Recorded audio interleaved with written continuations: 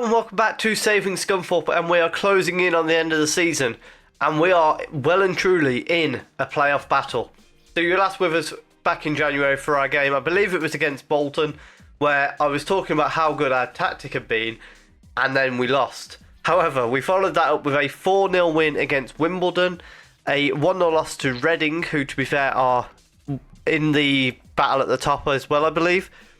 Cambridge we beat 2-0, 0-0 draw with Rotherham, Notts County we beat 2-0, then we've had 2-1 win against Exeter, 2-0 win against Lincoln, a 1-0 win against MK Dons, and then a bit of a unexpected 2-0 loss to Port Vale. And just before we have a look at how that's left us in the league, if you are enjoying the content, please do leave a like down below.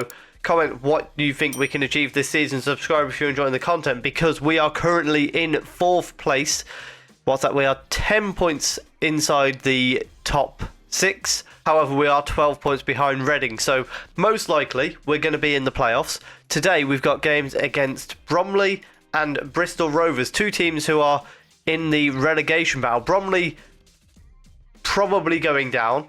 Bristol Rovers very much with a chance of staying up. But hopefully that'll be 2 wins for us. And with a bit of luck, maybe Reading drops some points and we can close that gap to the top 2 a little bit.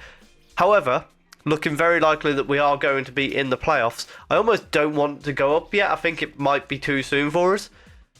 We did bring one extra signing in back in January, which was Michael Heath on loan from Aston Villa, who are still our senior affiliate club.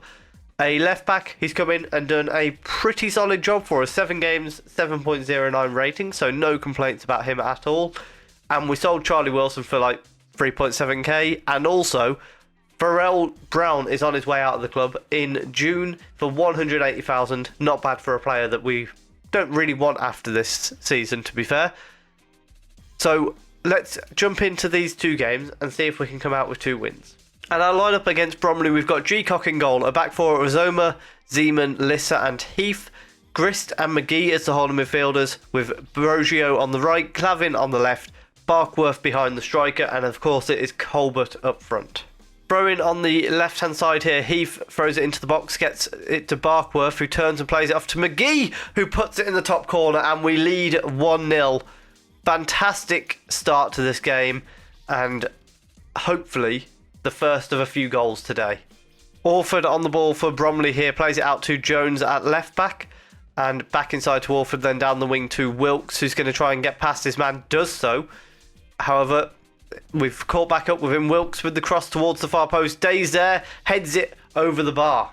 Jones will throw in for Bromley on the left hand side. It's back to him, and a crossing opportunity. Plays it short to Wilkes and then puts the ball into the box. Zeman clears it away, but Orford gets it back to Jones and to Shaw on the edge. Wilkes sends it just wide of the post just as we approach half time.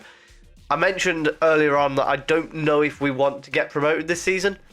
That is just because I think it might be too soon for us. Barkworth with a shot from range, it's gone straight in. You love to see that. 2-0. As I was saying, I think if we get promoted, we are definitely going to need a takeover of our board, because we do not get a lot of money at the moment. Half time, 2-0 up. So we're going to make a couple of changes here, just looking at what we want to protect. So Brogio can come off for Brown just because of that yellow card. There's no point in us getting a silly red.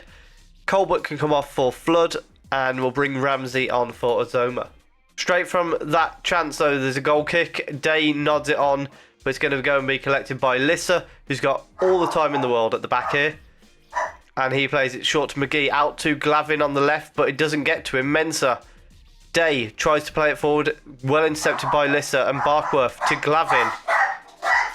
Going down the wing, finds Barkworth, across the box, Flood, 3-0. And a 3-0 win against Bromley. Good result. It's to be expected against a team who are bottom of the league. However, it's still important to pick up those 3 points, and does a good job, helps us secure those playoff spots. And our lineup for the game against Bristol Rovers, we've brought Ramsey in at right back. Borland now partners Grist in midfield. Beale comes in on the left, and Flood comes in at the number 10. Lissa on the ball at the back for us here, plays it forward to Beale on the left hand side, and he goes back to Heath. You can see Bristol Rovers sitting back quite deep in this game. Grist finds Borland in midfield and then plays it backwards to Lissa. Borland originally could only play central midfield because we changed formation. We've basically had to retrain him to be able to play in the holding midfield slot. And we've got him trained in the Segundo Volante role.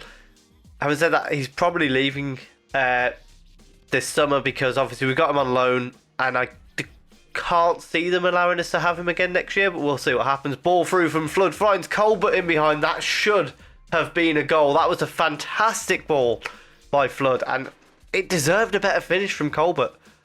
Heath is going to send the ball in from the left-hand side, but it's straight into the hands of the keeper.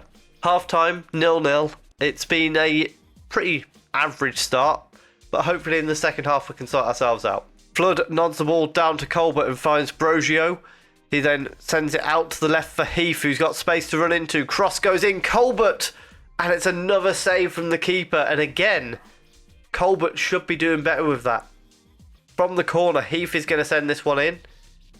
Goes to the near post. Colbert was there, but it's headed away, and Kamara collects it for Bristol. We're going to bring Colbert off because he's not having a good game. We'll send Reece Cole on in the number 10. Flood can move up front. We'll also bring Brown on for Brogio. Kamara throws the ball short to Davidson, and then Davidson is going to try and bring the ball forward for Bristol. No, plays it back to Kamara, and then across to Taylor. He plays it back to Dennis in goal, and then out from the back come Bristol Rovers. Taylor collects it again, and it's back with Kamara at right back.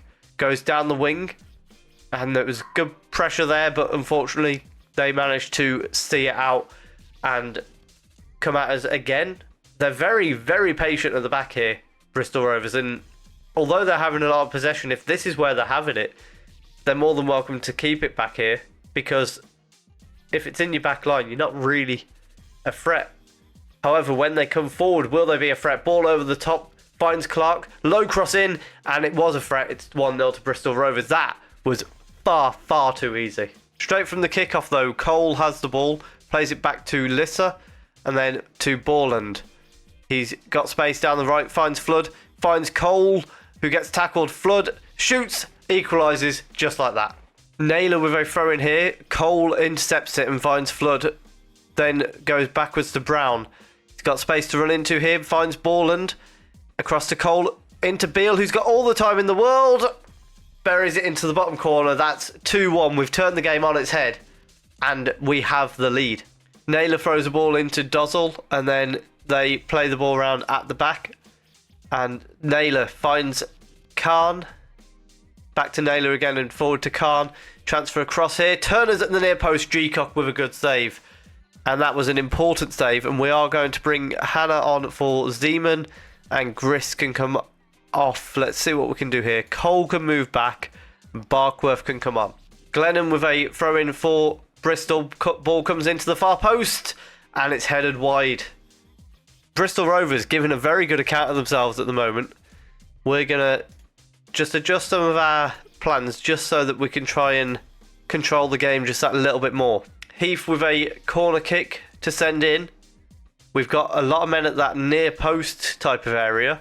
So hopefully that's where it's about to go, if he ever takes it. I'd have booked him for time waste at this point. Barkworth at the near post. Hannah volleys it in as the keeper punched it away. 3-1, and that should be the game. Glennon throws the ball into Dozzle, and then it goes into the box. And McConnon has got one back for Bristol Rovers. They've got 4.5 minutes to find an equaliser. Thankfully, they don't manage to find an equaliser. We pick up a 3-2 win against Bristol Rovers. And it was a much more controlled game from us than we saw in the last episode. 62% possession. We're just allowing them too many shots. But we'll see what we can do to try and prevent that in future. But 2 solid wins for the episode. And although not officially confirming us in the playoffs, a 13-point gap to the team in 7th. And even if Rotherham win, it'll still be a 11-point gap. That should be enough to see us into the playoffs. So our plan for the next episode will be to come back for the playoff semi-finals. If you have enjoyed that, please do leave a like down below. Comment, do you think we can get promotion into the championship? Subscribe if you're enjoying the content. And thank you very much for watching.